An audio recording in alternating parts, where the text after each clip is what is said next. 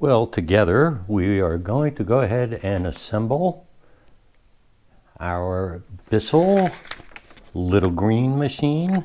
So the first item in the assembly here is we are going to take what's called the flex hose clip. And it says slide the back plate of the flex hose clip into the opening in the front of the machine. So this is the front of the machine, so it's obviously going to go here somewhere, and it looks like we want it to probably go this way. So let's see if that'll work. So it goes this way, like that, and you heard it snap in. So we do have step 1 is completed. Step 2, take the flex hose storage bracket, which is a pretty big thing, by the way. It looks like I'm going to need to get a screwdriver for this, so I'll be right back. Well, let's continue. So I am simply following the directions and want to show you what it's like for someone like me that's never seen or touched this machine before, putting it together. So take the flex hose storage bracket, slide the lower plate into the opening on the back of the machine. Make sure screw holes line up. Let's go to the back of the machine. This is it. It's going to go right here. I don't know if you can see there's a screw hole. What appears to be a screw hole right there. So let's see how this works. All right, here's the screw hole, is right here in the back. So I know it's going to go here someplace. So I'm going to push that in here on an angle. Then I'm going to push it up like that. And it actually feels like it went into something.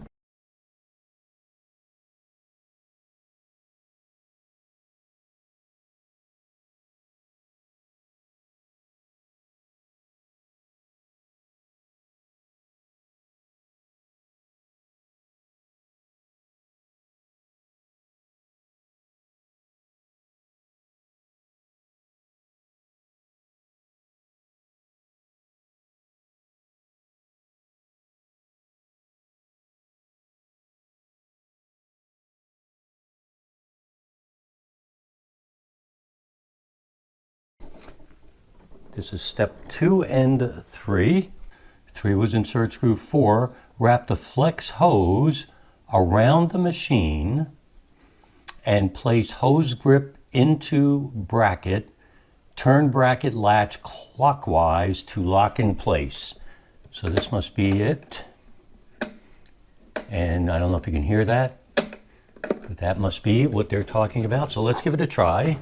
I have to tell you, I think this is a little bit bulky. So on the back, it goes into the first clip we put in. Then here it comes around the front. And then it looks like it's going to go in here.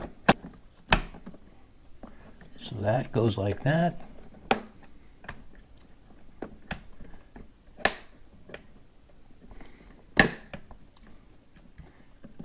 There we go. So here's the machine.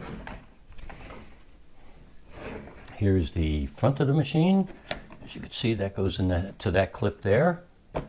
And let's continue to move forward and see what we could do to use this and clean a spot.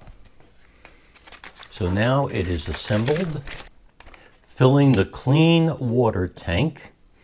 Remove the clean water tank. This would be the clean water tank. So let's see if we get that off. And there it is. Unscrew the black cap at the bottom. Add Bissell formula to the formula line. Formula line is right there. So water line, formula line. So here we go. So black cap off. Then this comes out. So let's fill this first. Here we go.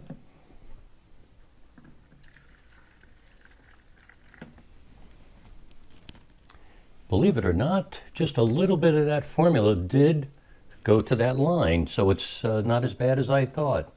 Okay, the formula and the water are done, so I'm going to put it back on here. Bit of a spill. It's in, and so it should be ready to go. Next step is I have a spot that will be a really good test. The spot we're going to look at is simply soil from the bottom of a plant that was inside the house. So it's a small soil spot that you'll see on this carpet. And using this brush, it's for carpet stains, furniture, and other hard to reach. Okay, so here we go. We're going to clean several spots, but I'm going to show you one in particular. Okay, I'm hoping you're able to see the area that I'm going to try to clean. It's right here. And again, it's from the bottom of a flower pot. It's wet soil had come down. It's dry now. And so we're going to take our little green machine and see what it does to that. And I'm going to go ahead and again do this particular spot. Very loud.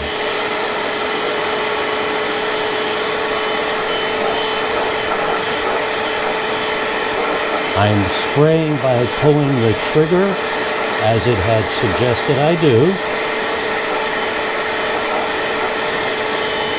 It is wet. I'm using the brush going back and forth.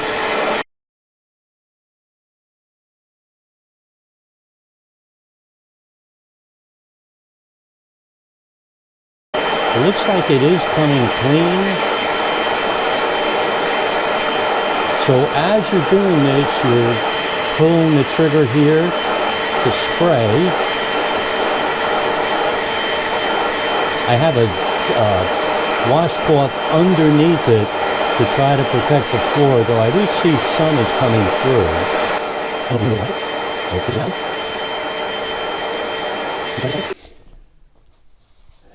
So I'm going to do it one more time because frankly, it's hard to tell because now it's wet, of course, so you can't really tell. So let's do it again.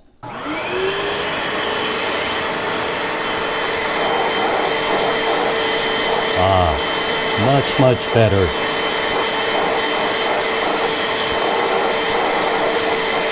So you're supposed to go up here and spray it. The spray comes out of here. So I actually was not doing it correctly. So you lift it up, spray, it went down there, and spray here.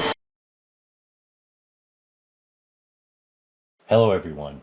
We are 24 hours later, and here you can still see that there's a stain.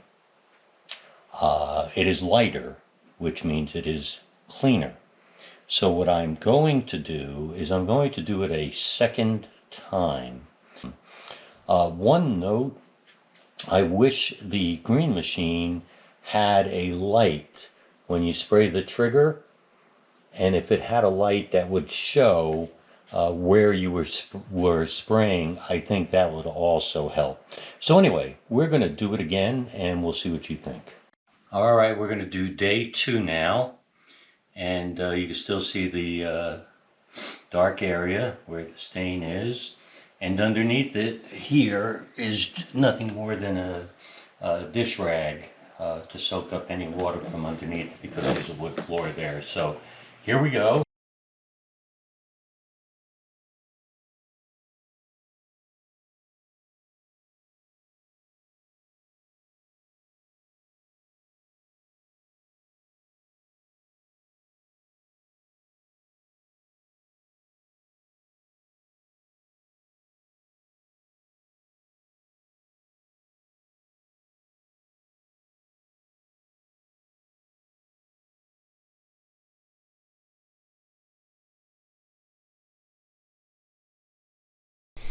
You could see that a good chunk, I'm going to say maybe 80% of the stain is now gone, and what's remaining is it's slightly discolored, again, as you could see here.